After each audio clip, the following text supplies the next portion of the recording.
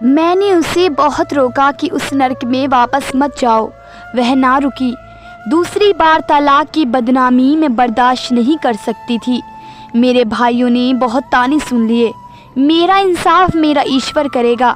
वह रोती धोती उस मौत के कुएं में चली गई। उसका यही कहना था। वह मेरे साथ रहा कुछ दिन मोहब्बत करने के लिए, इज्जत से ले गया था घर से बेइज्जत करने के लिए।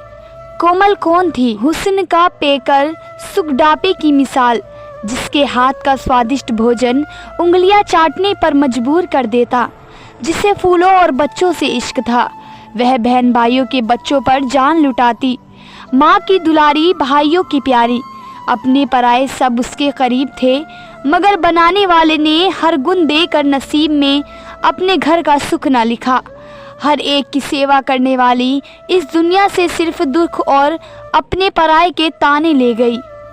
शादी के दूसरे महीने कोमल को ये मालूम हो गया कि उसका पति उसे वह सुख नहीं दे सकता जो एक औरत को चाहिए होते हैं। उसने अपना हक इस्तेमाल करते हुए तलाक मांगी। भाई वकील था, उसने भरपूर साथ विरोध मोल लेकर कोमल अपने घर आ गई, मगर यहाँ उसका जीना दुर्बल हो गया। तलाक के गम ने उसे डिप्रेशन का मरीज बना दिया और उसका बीपी हाई रहने लगा। वक्त के साथ साथ उम्र भी ढलने लगी। ऐसे में उसके बाबा के दोस्त के बेटे का रिश्ता कोमल के लिए स्वीकार कर लिया गया, जिसकी पत्नी एक 5 साल का बच्चा छोड़कर चली गई। कोमल इस बेजोड़ शादी पर तैयार न थी, मगर इस दफ़ा भाई ने भी साथ न दिया। कोमल की मर्जी के खिलाफ जाकर उसे उसके बाबा के दोस्त के बेटे के साथ ब्याह दिया। बहुत से वादे करके उसे शादी के लिए तैयार किया। शादी की पहली रात ही उसे यह समझा दिया गया कि वह बच्चे की तमन्ना ना रखे, क्योंकि इसके पति को और बच्चे पैदा नहीं करने। इसलिए उस तलाकशुदा से शादी की गई ताकि वह इस बड्डे शड्डे की शादी को चुपचाप निभाए और जालिम के बच्चों की नौकरानी बनकर रहे। यूं कोमल की दर्द भरी जिंदगी शुरू हो गई। वह पत्नी ना बन सकी, सिर्फ बच्चों की नौकरानी और ससुराल की मुफ्त की गुलाम बन गई। लाखों का दहेज लाने की जिंदगी एक कमरे में गुजारने लगी। 21वीं सदी में जिसे पानी की मोटर भी नसीब न थी, ख्वाहिश करने की तो दूर की बात, वह छोटी मोटी ज़रूरियात से भी वंचित थी। बाथरूम में भी ना जाने देते, उसे लोगों के घर जाना पड़ता और रात को टॉयलेट ना जाने पड़े, इसलिए वह शाम को पानी न पीती। पहले महीने में ही उसका जेवर उतरवा लिया गया, जो उसने दे दिया, मगर एक ख्वाहिश कि मुझे माँ बनने के सुख से वंचित ना करो। मगर उसकी खूब धुलाई की, जैसे उसने कोई गुनाह की बात की हो। उसका जेठ उसे बताता था, हमने तलाकशुदा को अपना घर लाकर एहसान किया है।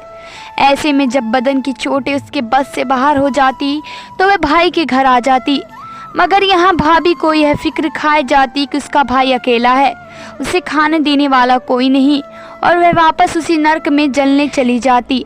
सिर्फ मुझे पता था वह बेचारी औरत अपने भाइयों की इज्जत को बचाकर अपने आप को जला कर राख कर रही है।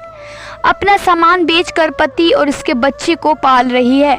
आहिस्ता आहिस्ता बैंक बैलेंस भी खत्म होने लगा। कोमल का वजूद सारे खानदान को खटकने लगा। वह मार पीट कर भाइयों के पास पैसे लेने भेज देते, मगर अब वह ना मांगती और यूं ही जिंदगी के दिन पूरे करती रही। इस दफ़ा कोमल कुछ गुमसुम थी। वह बैठे बिठाए रो पड़ी। आसमान की तरफ आंखें उठाकर बोली, मेरा इंसाफ मेरा ईश्वर करेगा। आखिर उसने मेरे नसीब में कुछ तो लिखा होगा। मुझे फूल पसंद है, मेरी शादी गटर में हो गई। मैं फूलों की खुशबू से वंचित हो गई। मुझे बच्चे पसंद थे, मगर इन जालिमों ने मेरी झोली में एक बच्चा भी ना आने दिया।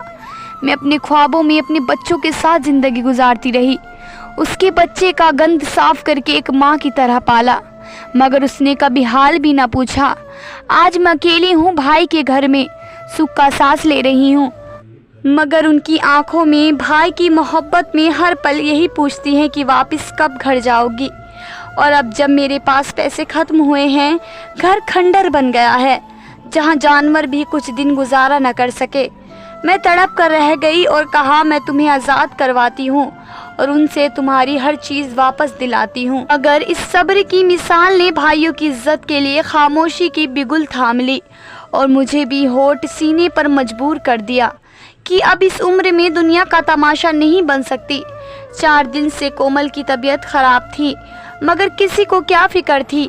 पति को सिर्फ रोटी चाहिए थी। शाम को ठंडे पानी से कपड़े धोए तो तबीयत ज़्यादा खराब हो गई।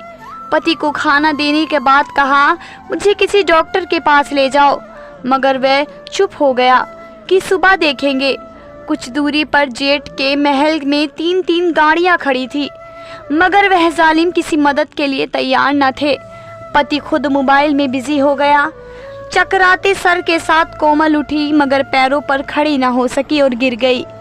गिरने से सर पर चोट लगी और खून निकलने लगा।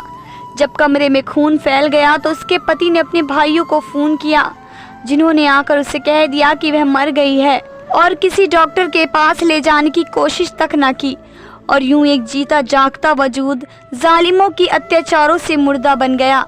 उसके घर वालों को खबर भी सुबह 10 बजे हुई। इतने शोर के बावजूद भी पोस्टमार्टम न करवाया। उसके भतीजे अपने मामा के साथ थे और कहने लगे कि मरने वाली मर गई, हमारी माँ ये सब बर्दाश्त नहीं कर सकती, और यूं लोग क्या कहेंगे। दुनियादारी निभाती पति के घर से अपनी अर्थी उठवाकर भाइयों की इज्जत रखकर अपने दुखों समेत अंतिम अग्नि की भेंट चढ़ गई। कोमल की दिल खराश दास्तां जिंदगी ने पत्थरों को भी रुला दिया, मगर जिंदगी में कोई इसके काम ना आया।